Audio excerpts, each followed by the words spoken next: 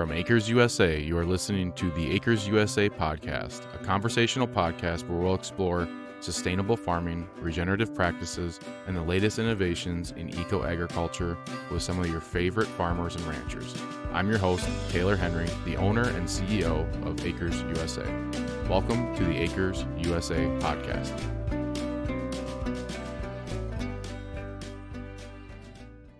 With that, I am thrilled that they are going to get to share their authentic story with you. There's going to be lots of time for Q&A, and they invite that and are excited about that. So please welcome to the stage, keynoting for the first time together, Will Harris and Jenni Harris.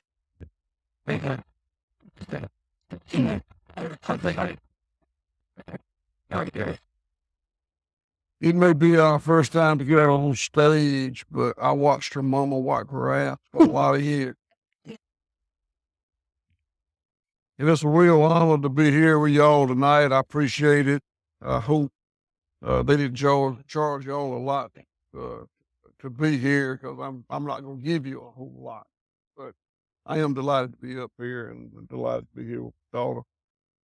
And let's not forget, I got another daughter here, Jody Harris. It's been a while. She is just as contributory as any of the rest of us. I recognize her for getting lost and speak here. So, White Oak Pastures is our family farm in Bluffton, Georgia.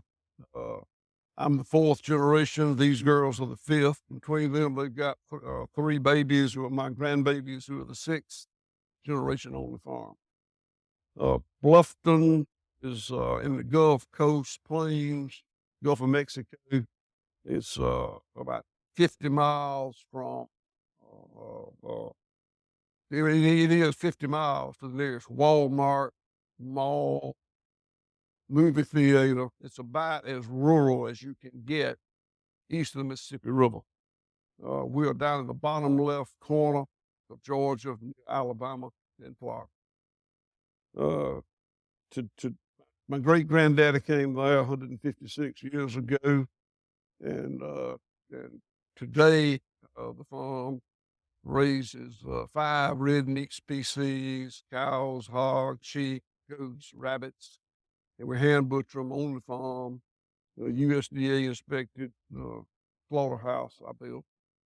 We pasture raise 5 different red poultry species: chickens, turkeys, geese, guineas, ducks. We hand butcher them in a USDA inspected poultry plant that we built on the farm.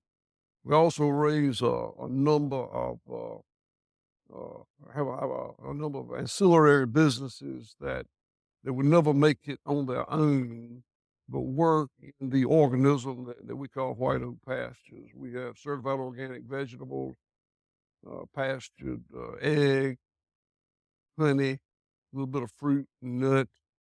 Any of the abundance that the land provides for us, we monetize and try to make a business interest out of it. The thing that I enjoy most about our farm is how in the 156 or whatever years we've been on it, the farm has come full cycle. The way my great-granddaddy and granddaddy ran it for the first 80 or so years would have been with a great focus on the land, the animals, and the community. Later on, it was not so much that way. I'm going to tell you how we run the farm now, but to give you some context, my great-granddaddy and granddaddy were very entrepreneurial. They were very successful businessmen for their time and place. And every day, 6 days a week, they would get up before sunrise with employees. They didn't do it all themselves. And they would hand butcher whatever they had raised that was ready to be slaughtered. They might kill a cow. They might kill 2 or 3 hogs, 2 or 3 goats, 2 or 3 sheep, a bunch of chickens, a bunch of turkeys, whatever they had that was ready. 6 days a week, they slaughtered. You understand, this was without electricity or refrigeration or the United States Department of Agriculture inspection. And when they slaughtered, they load whatever they they had, whatever the bounty was, on a mule-drawn wagon, 2-mule wagon. The employee would take it to Bluffton. Bluffton is today in the middle of our farm. We've expanded north. At that time, it was about 2.5 miles to Bluffton. They take the mule up the dirt road, and they'd go around. The employee would go around to the businesses in Bluffton. Bluffton had businesses at that time, not later, but at that time. And they would unload, ham at the general store and another ham at the boarding house, the pork chops at the hotel, and whatever the folks came and got off the wagon, and give the employee the sheet with what they got. Then my great-great-granddaddy later, my granddad ride the horse up there on Saturday and collect his money to make it go again. And I'm gonna tell y'all in a minute how we operate today, and I think this crowd will appreciate the incredible connectedness of the way my family did business 150-something years ago and what we're doing today.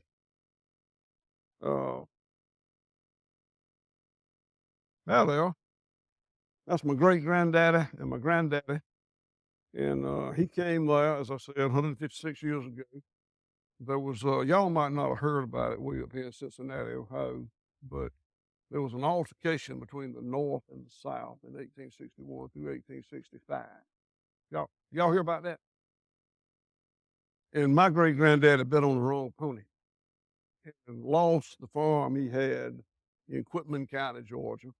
He moved about 50 miles south to Bluffton. He was very fortunate. He had an uncle who was a medical doctor in Bluffton, started him over farming there. And he and my granddad up there with the horse named Dag ran the farm for the next 80 or so years. And that was the era in which they farmed the way I just told. Yep, that's good. Whoa. Sorry I'm if a- y'all getting whiplash from the PowerPoint. I'm trying to like read his body. Well, this ain't no polished presentation. If y'all wanted polish, you came to the wrong place. You get some pretty good authenticity here. So the next generation, who was my father and me, step one to step up and show them how handsome we are. That's my daddy and me. Now go back, please. So my dad was born in 1920. He took over the farm post-World War II, 1945, 6. And that was the era in which his generation and later mine really changed agriculture. I talk about it a lot, the industrialization, centralization, commoditization. And it was a really incredible thing. I was born in 1954, so I missed kind of the height of that, but I sure heard all the stories. And it was a rare time. World War II had been devastating. Europe was starving. There was an incredible demand for cheap, abundant, safe food. And the war effort, all the money that had been spent in the war effort went to feed that, to fill that need. If you got about the ammunition factories produce such cheap ammoniated fertilizer. I think ammoniated fertilizer was invented like in 1880 something. It had been around a long time. But it was so expensive that farmers didn't use it. But when they had built up such an incredible munition industry, and people figured out that the technology was such that they could repurpose those munition plants to make ammoniated fertilizer, that's what they did. And my dad told a story in 1946. He was 6 years old. Had a big farmer meeting in Bluffton, invited all the farmers, fried fish, cooked barbecue or something to draw the crowd. The salesman came and brought two 200-pound bags of ammonium nitrate fertilizer. They'd never seen ammonium nitrate. Gave all the farmers a 10-pound bag or something, dipped it out, told them to go home and try it, put it out in your pasture, water it, come back and look at it in 2 or 3 days. Of course, that virgin land that never had fertilizer, thriving, 6-7% organic matter, very healthy. Put that ammonium nitrate on it, just grass, just incredible grass. Much taller than the rest of it, 5 shades darker green. My dad said, "Shit, it's magic. It's magic. I want every acre of our land to have that." And for the rest of his career and all of my career to the mid-90s was that 50 years. We put ammonium nitrate fertilizer on every acre of land we had at least once a year, more likely twice a year. The picture of a tank there. Those boys, those good Southern boys, been plying them mules as long as they could walk. They went to the European theater and operated tanks. Yeah, they didn't want to plow a mule. They want a truck. So they got trucks. I'm told that 2,4-D amine herbicide is the first commonly used pesticide that we had, and it came from the research done for nerve gas. On and on. And I told you that the desire was for cheap, abundant, safe food, and all that magic, that technology magic, even though it might have been misapplied technology, probably was. It made food obscenely cheap and wastefully abundant and safe, kind of in that very immediate sense of the word. You didn't get an acute disease as soon as you ate it. And it was, when my great granddad and granddad ran the farm, I don't know if they said, we never had that discussion. My granddaddy died when I was young. I never knew my great granddaddy, but what's important to us today is keeping those cycles of nature going, making the cycles of nature work. We're going to talk more about that in a minute. The water cycle, mineral cycle, carbon cycle, microbial cycle, energy cycle, grazing cycle, community dynamic cycle. Those cycles are important. And all the decisions we make on White Oak Pastures is keeping those cycles going. Under this misplaced technology, it was all about killing something. It was part of the war effort. It was about killing something. It was about raising a monocultural crop, whether it was row crop, animals, they don't matter, and looking and finding what was disrupting the monoculture, not disrupting the cycles of nature, disrupting the monoculture and killing it. Gabe Brown, a dear friend of mine, he said all his life he woke up every morning going out to look and see what he could kill today. And that's his words, not mine, but that's true. Now, that's exactly how that deal worked. Could have known you. All right, those two incredibly handsome men you see there are my father and I. My dad was born in 1920. He was an only child. I was born in 1954. I was an only child. That's very unusual for farm families and of those generations. But my dad was a very successful businessman, and by that I meant he embraced that industrialization, commoditization, centralization as far as the leadership, and really did well with it. I was his only son. I never in my life wanted to do anything but run White Oak Pastures. When I was a little boy, and all my friends wanted to be a baseball player or fireman or airplane pilot, I just want to go home and run the farm. That's all I wanted to do. And I did, and I ran it just like my daddy did. And he was the best cattleman I'd ever known, and I learned from him. And he sent me to the University of Georgia, where I majored in animal science, and I learned more about the industrialized monocultural business of running the farm. I think it goes without saying that when my great granddad and granddad ran it, it was not a monoculture. It became a monoculture under my dad, and we ran it that way.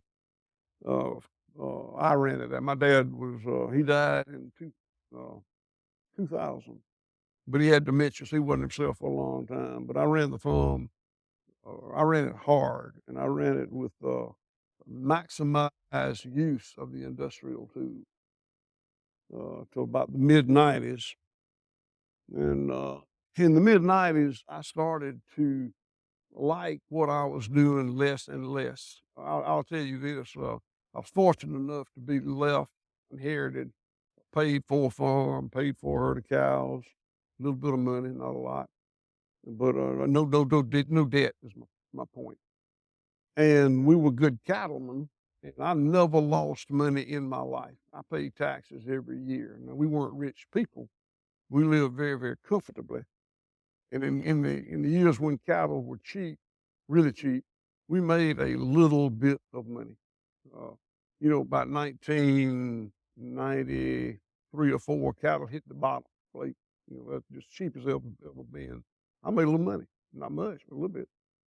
Years when cattle were high, we made a reasonable return on our investment and always pumped it back into the farm so we could go to another rodeo. But even though it was working for us, we were living comfortably. In the mid-90s, I just liked it less and less. I had become increasingly aware of the unintended consequences of that production model, and I didn't like them. I never noticed them till I noticed them, and then I didn't like them. So I started moving away from it. No plan whatsoever. I just quit doing the things I didn't like, and have been moving away from it for how many years is that? 25 years. And then my two of my 3 daughters came back, and Jenny's going to tell you more about that in a minute. I'll say this: a question I get, I'm going to tell you this: I'm not going to talk very long. And when I get through, I'm through. Like another great Georgian, Forrest Gump. I say that's all I got to say about that. Except for questions. Except for questions. Except questions. I like questions, but I'm not going to sit here and put myself through agony trying to think what you want to hear. That's going to be on y'all. But anyway, I did start disliking the model I was part of. I started moving away from it, and I think I am not a left brain sensitive kind of person. I know you probably thinking I am, but I ain't. But what happened is I was kind of the abuser. If you go home and drink a shot of liquor overnight, alcoholism probably won't ever be an issue. If you go home and drink a fifth of whiskey overnight, you might start to be aware of the unintended consequences of that, of what alcohol can do to you.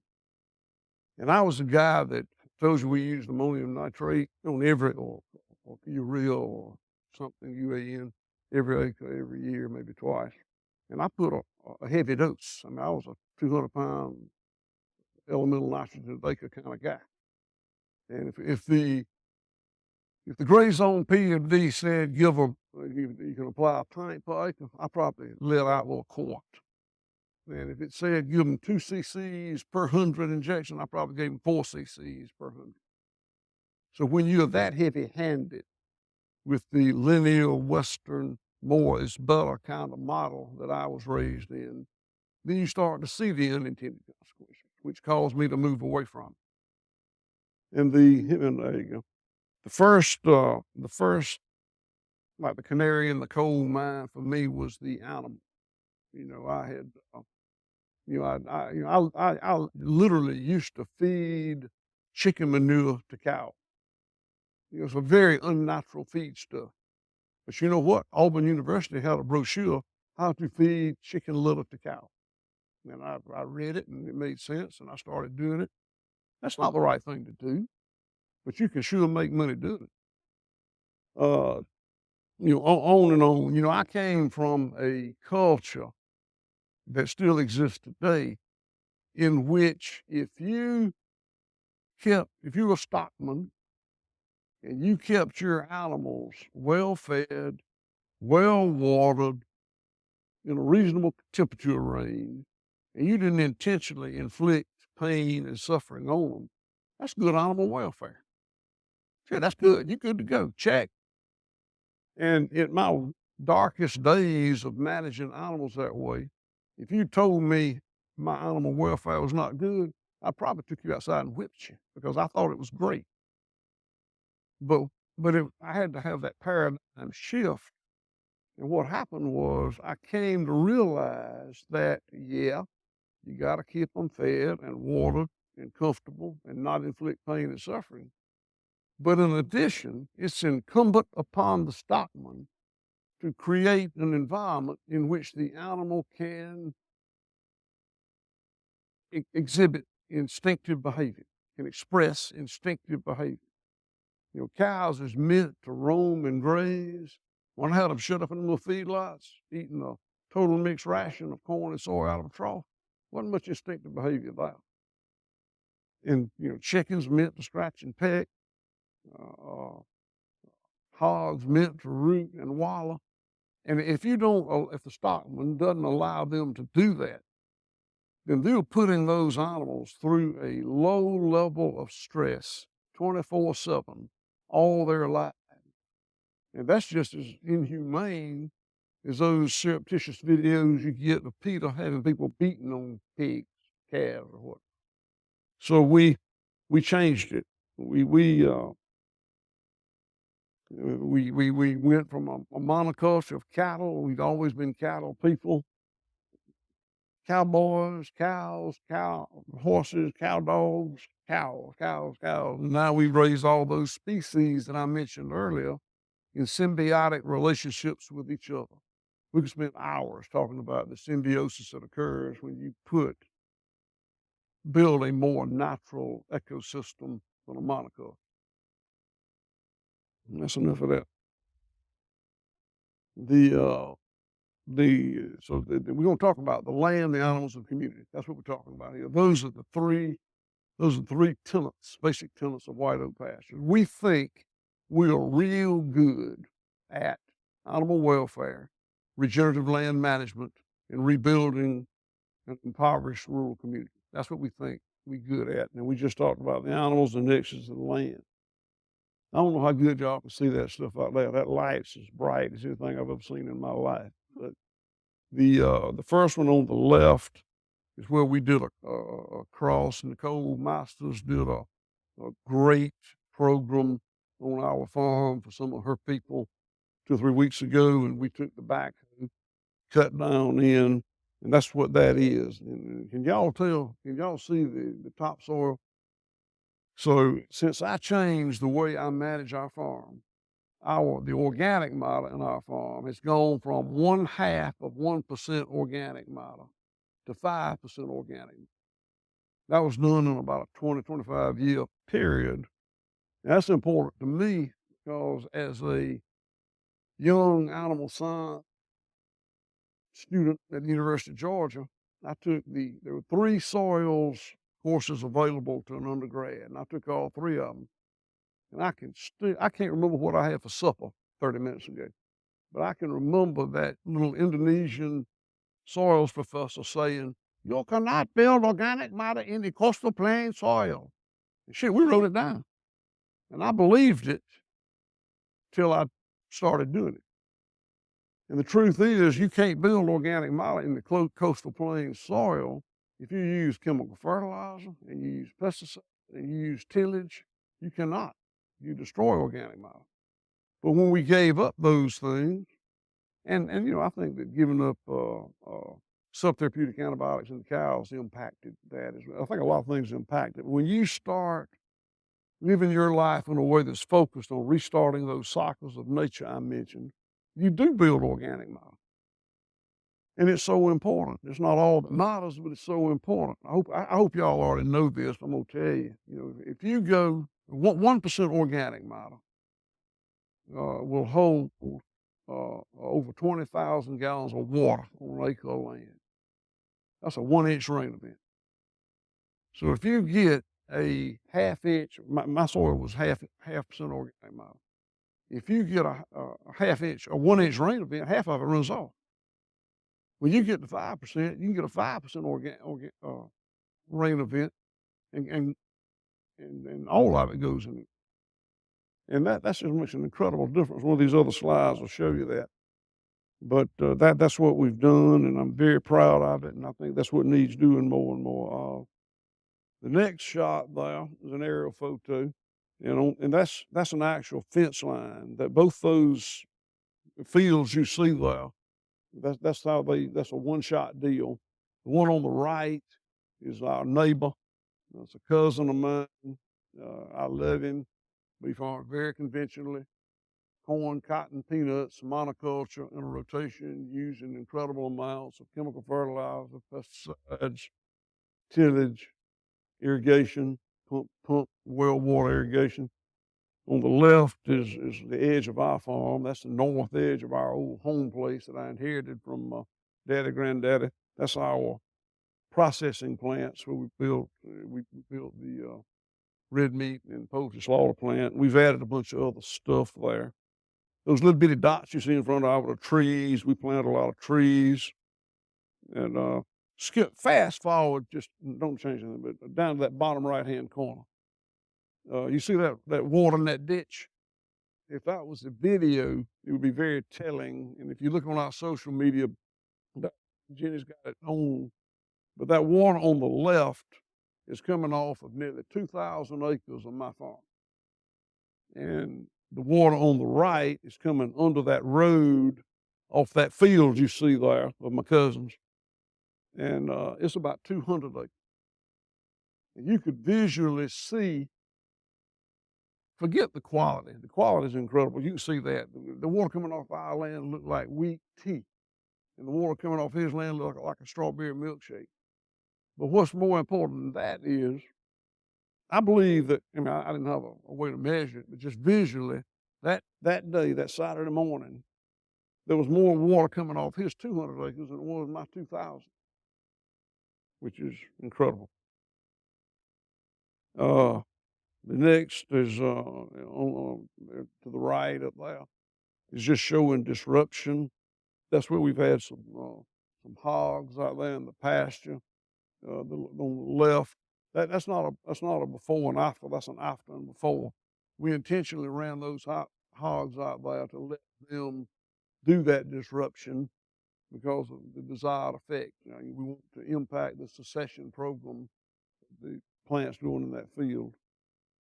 On the right, the color is not real good in that picture, but that dirt clod on top, about big as my fist, is just as red as a fox's butt, and it came off the neighbor.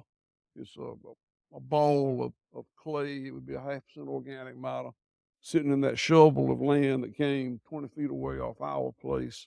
That's would be 5% organic matter. Ours, if the color was good, looks like chocolate cake, and the other one's just like a brick, a red brick.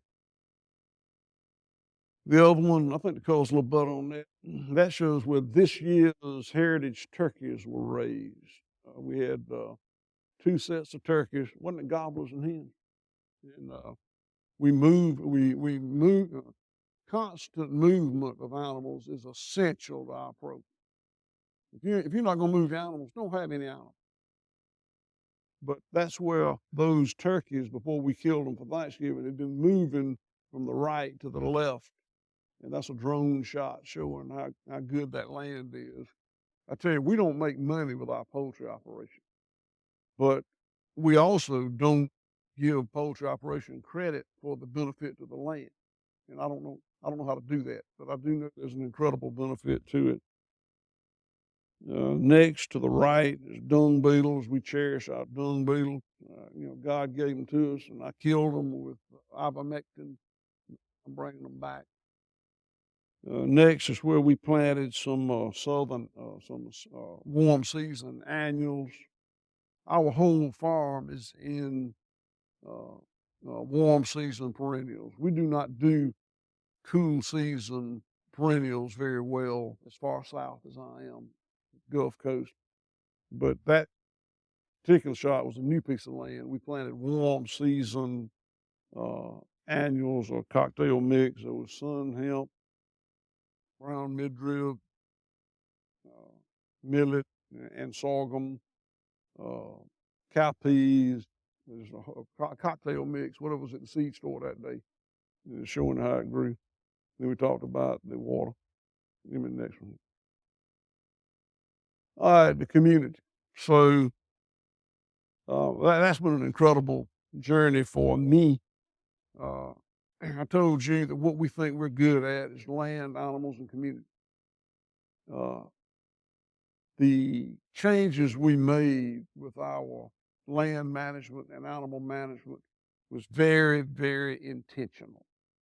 All I knew in 1995 is I didn't like what I was doing, and the community was not in the picture in 1995. I was thinking about the land and the animals, and all I knew was I did not like what I was doing, and I did not have a plan to do anything different, but I was going to start doing things different. In 1995, we didn't have the internet in Bluffton, Georgia. And I don't read. I went to the University of Georgia. I don't read too much. We color a lot. We don't read too much.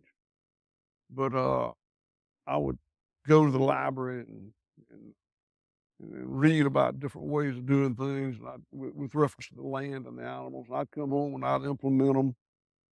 Some of them worked. Some what didn't work, I'd re-implement.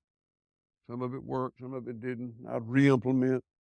It was all very intentional, all very studied, all very planned, and I liked it.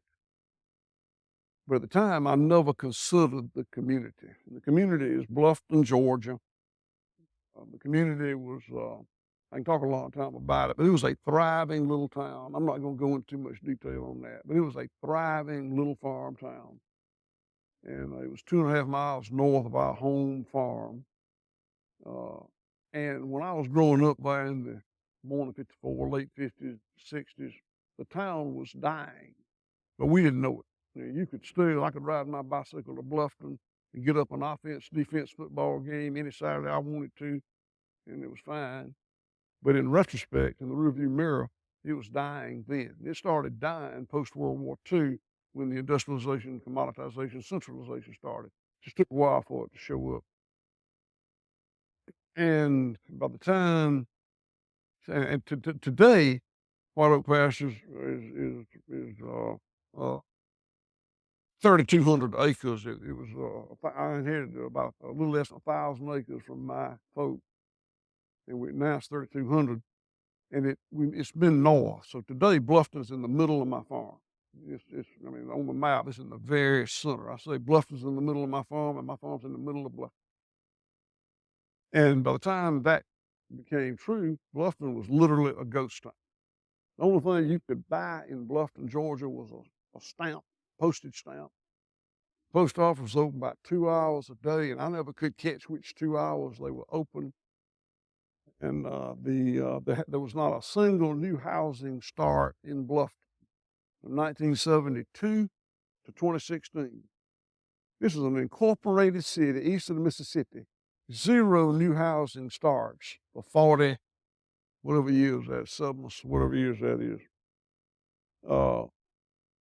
But then when we changed the way we farm, the town became relevant, economically relevant again. What we didn't notice is when my dad's generation and my generation changed the farm, we made the town economically irrelevant. And when something becomes irrelevant, it wastes away, Blake. So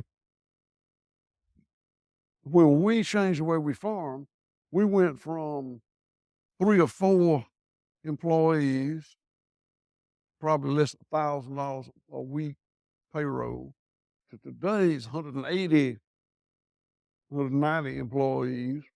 Payroll's $100,000 every Friday. $1,000 a week to $100,000 a week, locally, in a town of 100-something people. So that brought people to Bluffton. I'm not proud of what our people make. The per hour rates are not something I want to brag about, but it's way higher than the county average.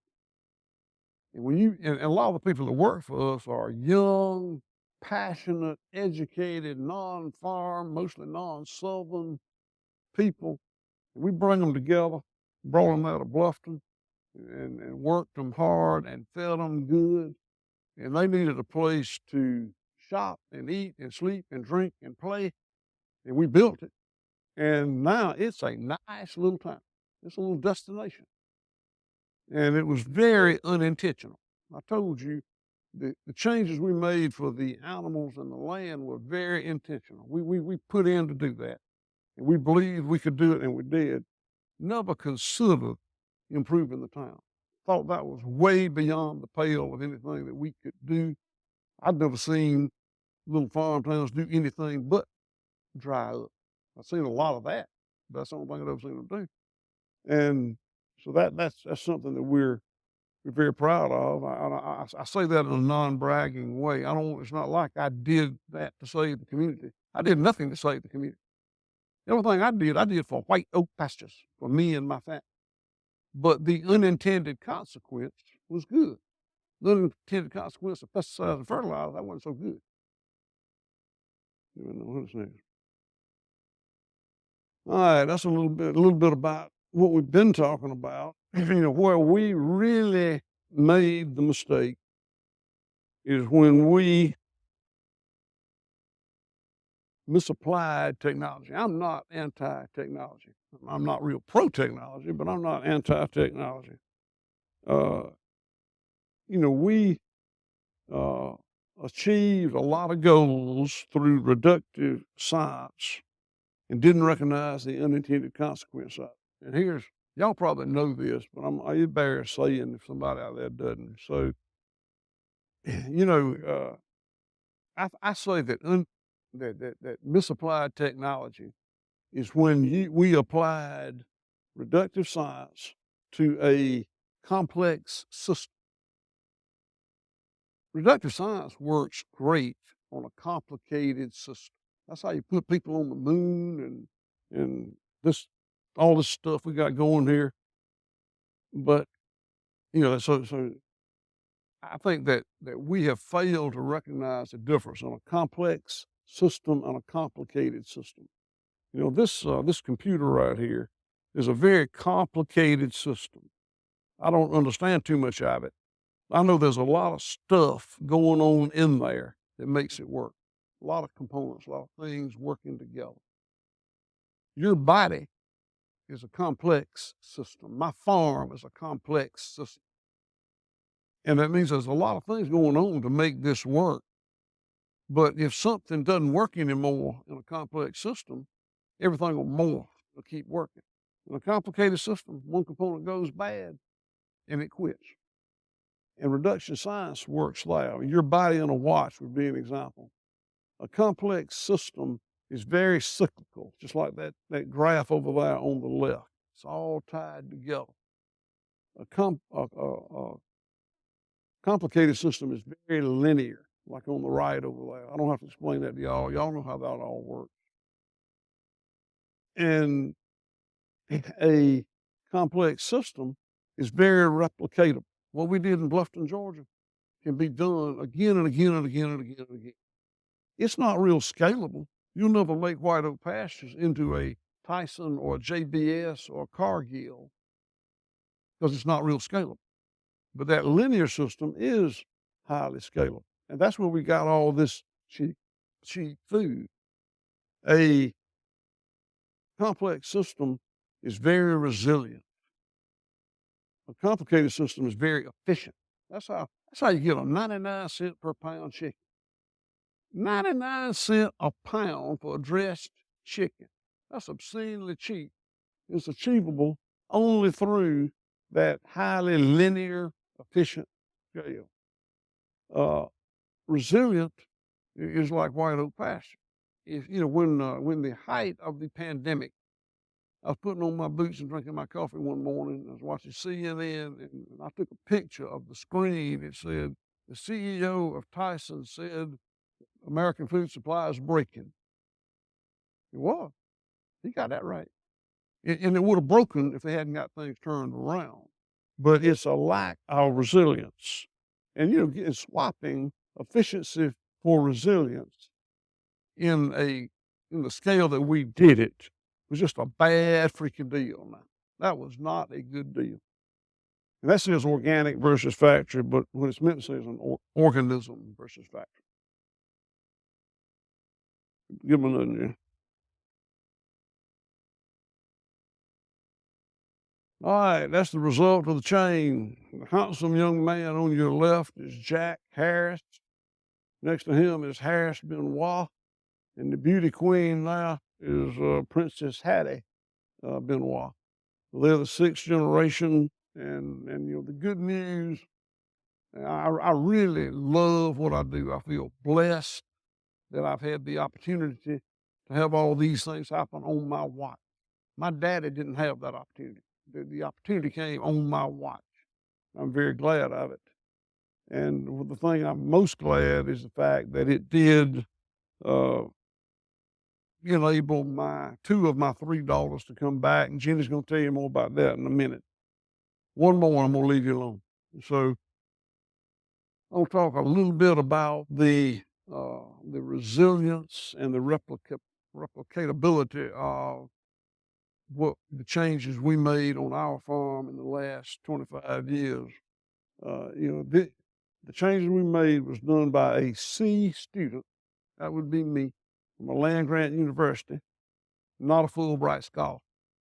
And it was done with bank loans, bank debt, and not a trust fund or an endowment. So the message I want to leave you with is there could be a White Oak Pastures model in every agricultural county in the United States. I would suggest there ought to be. All right. No, so that's me, and thank you for listening to me. I hope you understood some of the words that were coming out of my mouth. I was trying to enunciate my words very carefully because Blake Alexandria does not understand what I say a lot of times. So if any of you know my dad, he talks a lot about cycles and cycles and cycles, and his brain works in cycles. So right before we started talking, he said, "Well, you look nervous, Buggy." That's my nickname.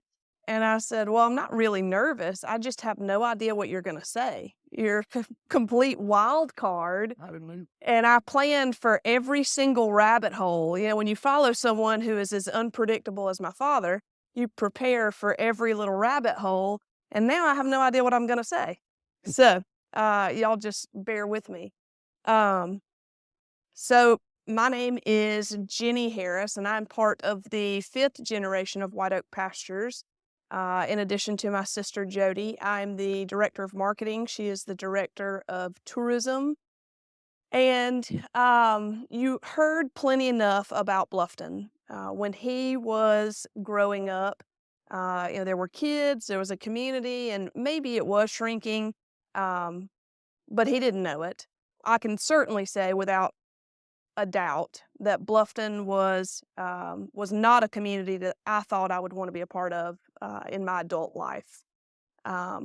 Jody and I and my older sister were pretty much the only three children growing up in Bluffton. So going to town and getting together a team of anything was not an option. And so as his kids say, we all know exactly what we want to be and where we're going to live when we're 18, right? We all know we've got it all figured out. Well, I never in my wildest dreams thought I would return home to Bluffton, ever.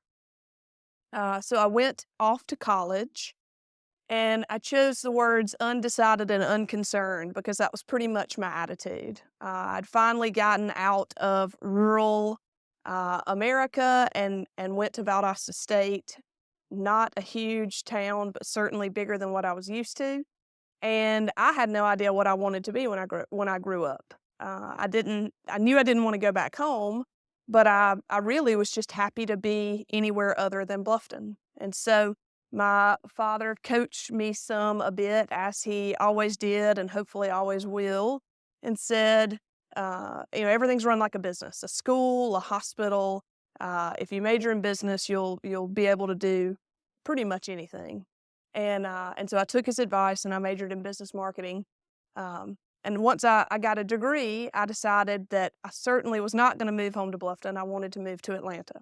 And I did that because I was really in search of community. We talk a lot about the land and the animals and the community, and I was so thirsty for community. I really wanted that. I didn't know what it was, but I knew that I had never felt it before. And so I moved to Atlanta, and I worked at a Cisco company called Buckhead Beef. I learned a lot of really great things, a lot of what I did want to do and a lot of what I didn't want to do, which was a very valuable experience. And my dad had this rule that you had to work for someone else for a year before you returned home. And of course, I was like, yeah, that's no problem. I'll give you a year and then some. Not an issue at all for me. But I did. I worked for 1 year and turned in my 2 weeks' notice without telling him, showed up with all my stuff 365 days after I graduated from college and begged him for a job. And so, when I was in Atlanta, I thought that community was just a sheer volume of people. I thought, well, surely 5 million people, I'll figure it out there.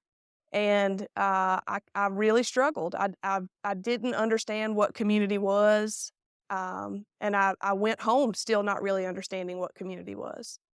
So when I returned home in 2010 back to the farm, it gave me an opportunity to become my dad's shadow. Most of my childhood I spent following my dad around, and I was able to continue that. And those were some of the most valuable years in my career so far. I'm 35, so I know I look older than 35. I have a very short career, but those 2 years were really valuable for me just from business training. And I wouldn't trade those for anything. But it did give me an opportunity to understand our business and decide how I could contribute in ways that Dad could not. And we'll talk a little bit more about the business a little later in the presentation. But I really fell in love with marketing and e-commerce. And so I began learning how I could apply my skills and talents, however unrefined they were, to places of the business that he necessarily didn't have as much interest. So now my dad has the joy, and I chose the word joy. He might not use the word joy. He might pick another word, but the joy of planning for succession as opposed to finding an exit strategy. Working with my sister, my spouse, Jody's husband, her spouse, my dad every day. It is a really special thing. And that when talking with Sarah and Ryan, it was a big part of what they wanted us to talk about. So, the next slide is specifically on succession, giving up control from one generation to the next. And I can say that Dad has been really, really great about that. He has allowed us to take parts of the business and shape them around ourselves. In fact, back in the 2007, 8, 9, the business really looked like him. We had just built processing on the farm. He found a couple of grocery stores, and it was very aggressive, very high volume, grocery, few customers, and it really fit what he wanted for the business. When I returned in 2010, I really took more to direct-to-consumer, relationships. Jody, my sister on the front row, who we've mentioned several times, she really likes hospitality. She really wanted a general store. She wanted lodging and dining. Jody's husband, John, really wanted multi-species models. He loved hogs. He always wanted hogs. My partner, Amber, she is the craftiest person on the face of the planet. And so leather and tallow products, Dad gave us the ability and the flexibility to shape those parts of the business around ourselves. And as a result, they are now nice revenue drives for the company. One of the quotes that stood out that when Sarah and us were talking, she said, how does it work? How does succession happen at White Oak Pastures? And, Dad said, well, you just give up some control. And I chimed in and said, well, and you just take it. we have all made so many mistakes. The rule at White Oak Pastures is you will not get in trouble for making a mistake. You'll get in trouble for not taking ownership for making that mistake. And that has been a really great lesson for us to not only live by ourselves, but as we, train our staff to continue that through them as well. So in 2013, Dad made the decision to form a board of directors. We all speak with equal voice, and it's full of family and non-family members. It is my father, myself, my sister, my wife, my brother-in-law, Jody's husband, John, a non-family member, Brian Sapp, who's the director of operations. He's got a really unique skill set. He has a master's degree in meat science from the University of Florida. And our controller, who's retiring at the end of this year, she is a trained accountant. And we get together every Wednesday, and none of us plan anything for Wednesday afternoon. If any of y'all want to talk to us, we will not do it on a Wednesday afternoon because we have a weekly meeting. And those meetings last hours, but it's, I don't think anybody ever really dreads them. It's a really great time to talk to each other. But we really, we discuss things and make decisions together as a whole. If there's one of us that does not want to do something, we don't do it. And as a result, we have a really cohesive group that really is passionate about moving the company forward, trying new things. We talk a lot about, decisions and having confidence in the authority to make decisions. We have reporting to the directors about 25 or 30 managers, and those at one time were all from out of town. No one in Bluffton, Georgia, or the surrounding areas was an expert in pastured poultry or pastured hogs or making a processing plant work or whatever other very unique skill set that it takes to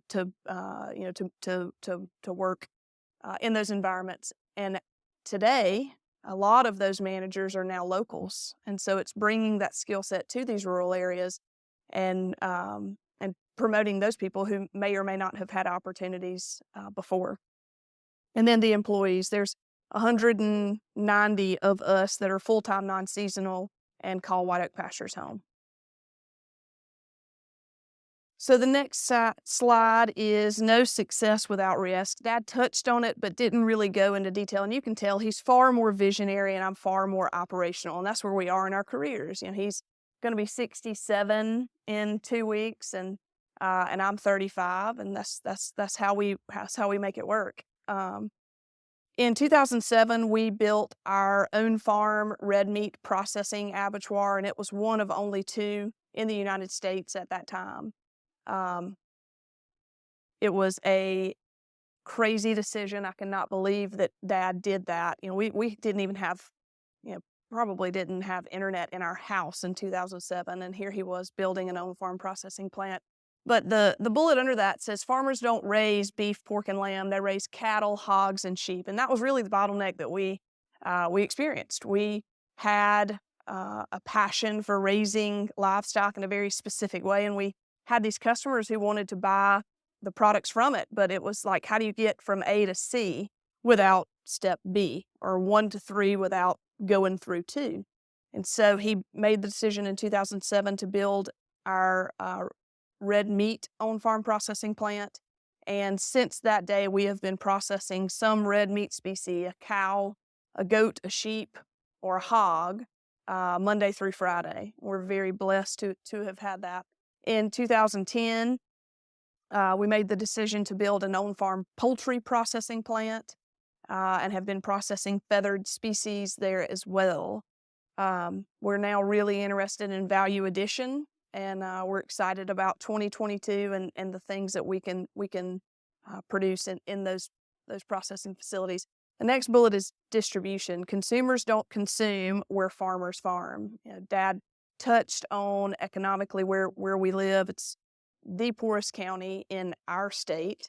And so the demand for pasture-raised, grass-fed, humane meats is not something that is demanded locally in our area. So it required us to get creative and take ownership of distribution as well. So Today, we work with a variety of customers, but the largest part of the business that I deal with most is e-commerce distributed on a nationwide basis.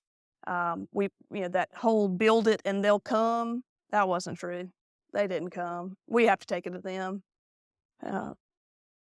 So capacity and customer differentiation is the evolution of moving from primarily a grocery company to more direct to consumer. And we really like that a lot. I'm preaching to the choir, but farms do it all day and all night. And this bullet is to touch on sort of breaking the silos that agriculture has become. Farmers enjoy the ability to do one thing, to grow a crop or to grow a species. And then someone else takes it and processes it and distributes it and markets it and handles the customer service. And the thing that I think is most unique about White Oak Pastures is that we take ownership of that entire process. And we found that necessary to tell our story. So many of us, and again, preaching to the choir, have such unique stories to tell. And we can't leave it to somebody else to tell it for us. We've got to be willing to tell that story ourselves. And that comes with handling HR and AP and payroll and production and processing and distribution. And while they are headaches, what we have found is moving forward in building a more resilient system, we have those abilities. And the last bullet, which is really, really important and something that I probably am not the most qualified person to talk about, but authenticity and transparency are the sword and shield against greenwashing in the marketplace. Jody's part of the business, tourism, has brought thousands of people to Bluffton, Georgia. And telling someone about what you do versus showing someone what you do are two completely different experiences. And so agritourism is a really important part of what we do, and a real focus for us next year and probably all the years after that. We love hosting people. We love showing them, and we feel like most of the people that come to Bluffton, Georgia will walk away as White Oak Pastures supporters in some capacity. And without that experience, I don't know that would be the case. So this next slide is the evolution of how things came to be. We've talked about processing, and processing on the farm connected the dots. It allowed us to get from step 1 to step 3. We raised livestock, we processed that livestock in our processing plants, and then we sold the meat to passionate people who cared about the land, the animal, and the community. But then it gave us a byproduct, and not just one byproduct, lots of byproducts. In fact, 9 tons a day of animal waste, the things that can't be sold for human consumption, goes into our composting program, which then adds value back to our pastures to grow better grasses for healthier livestock. So again, the whole cycles theme. If you walk away from this conversation with one theme, it is how the cycles work. But composting, we've got a pretty big composting program which we're really proud of, and it allows us to increase the organic matter in our soil. Composting led to zero waste products like taking cow trachea, pizzle, esophagus, and whatever else, and dehydrating it and selling it as pet chews. We're taking fat and rendering it down and turning it into candles and soap and moisturizer. We're taking hides and tanning them and sewing them into leather bags and earrings and watch bands and wallets.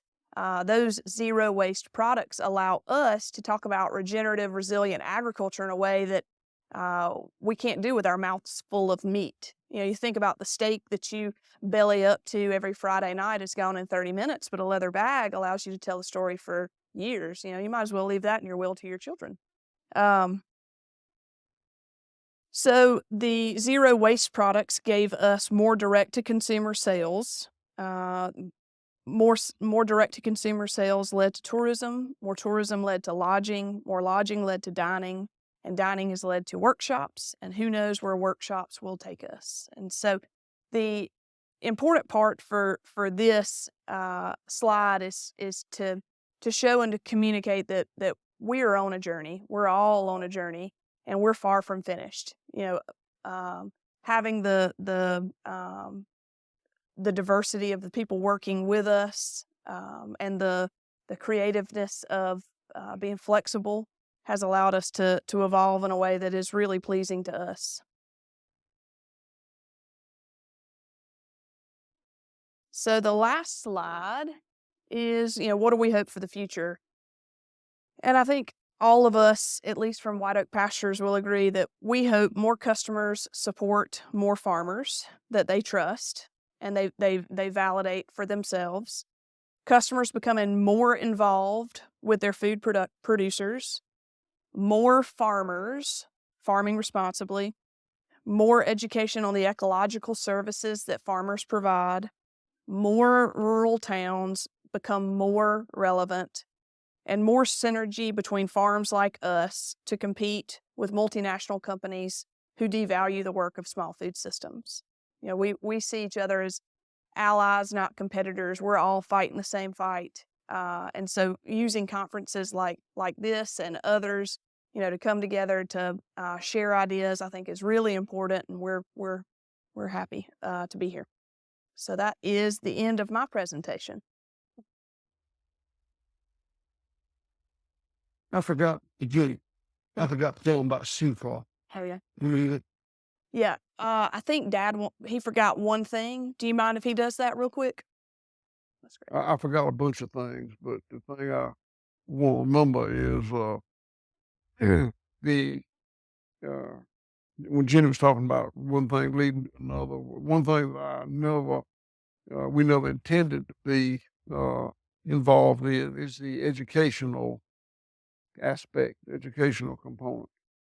And in fact, one of the best things we ever did, we did in self-defense. We sat down a few years ago and worked out an intern program.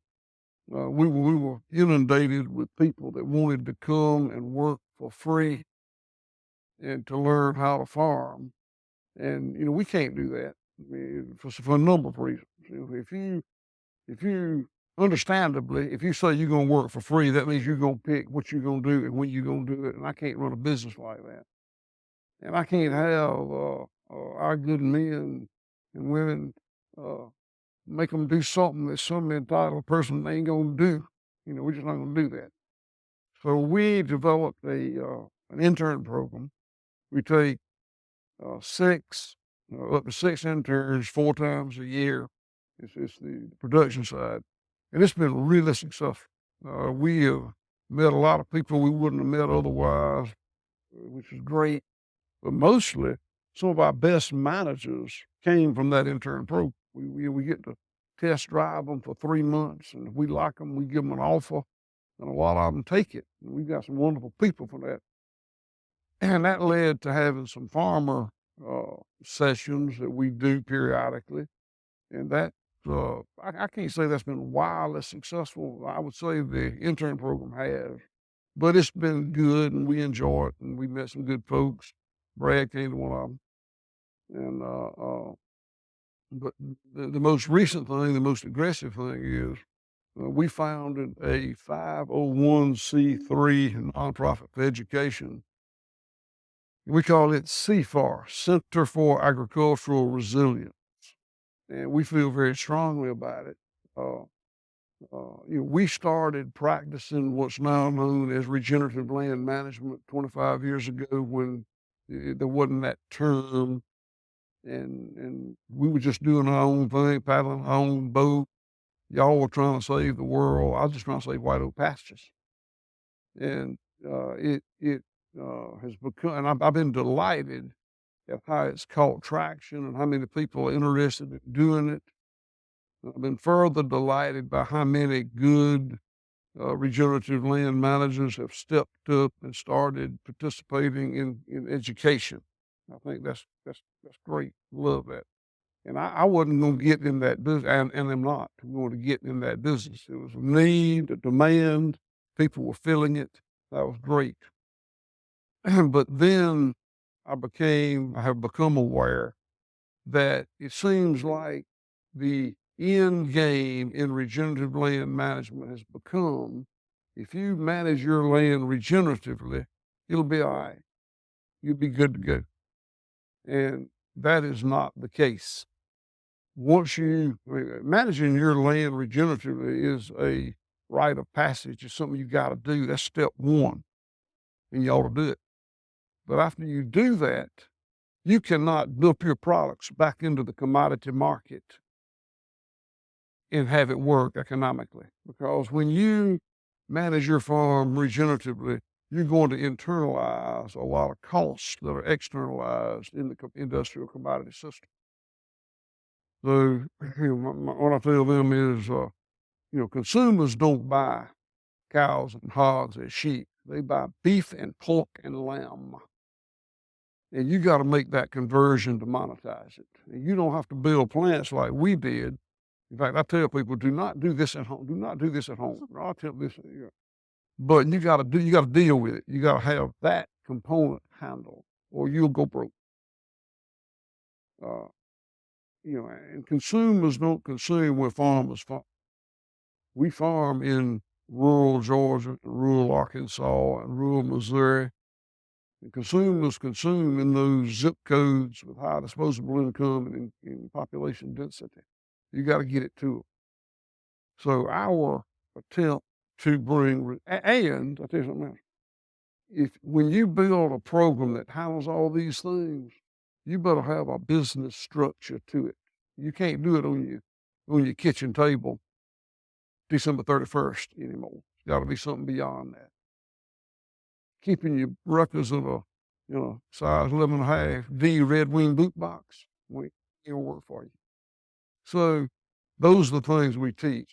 And we set up the nonprofit, and we've had two. We've had 2 sessions, and we're going to have another one in January. And I believe there's a brochure on it in your little ditty bag now that they gave you. I just want you to know about it. I want to say it out loud. Thank y'all for having us, and have fun. Does you have any questions? Good. We can have about 5 or 10 minutes here, and then we're going to end with a little bit of gratitude, and we'll wrap right around 9 o'clock today. So we got time for, did I see up there? Walk away.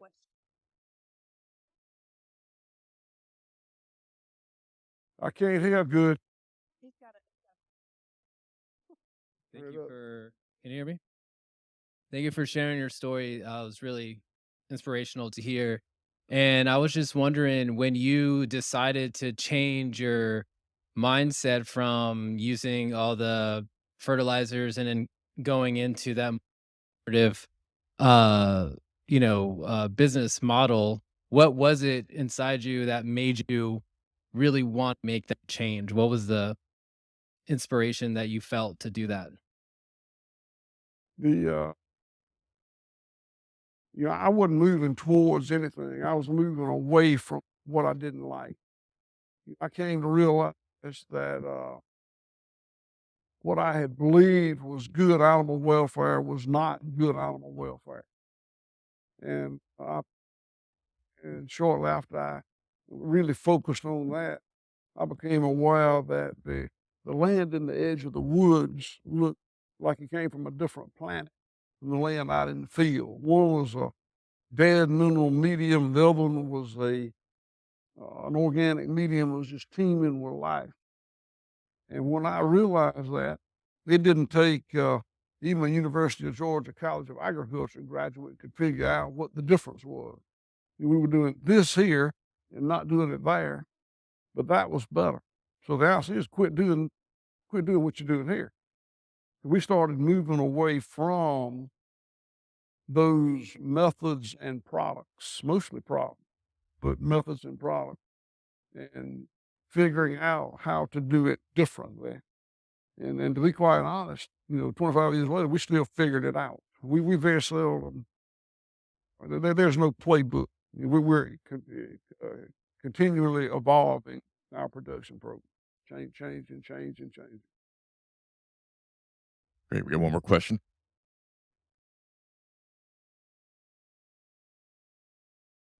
Yes, sir. Thank you for coming here, Will Harris. I have a question about your sixth generation on the farm. You talked about growing up. You were eager to leave and didn't want to come home, but you did come home. You found your spot. Here's the sixth generation coming on, and just kind of wondering if you yourself have plans for them. Are you going to encourage them to continue in the farm? You're going to let them spread their wings, do what they want, and hopefully they land back at home as they get older? You're such a wonderful person. I hope you shine your light on your grandchildren and you get to spend time and enjoy time with them, and they grow up knowing, thinking of you as the best grandpa they ever had. That's basically my point. And The fact is, no family business goes on in perpetuity. At some point, all of them end. Historically, that's true, and it's true without.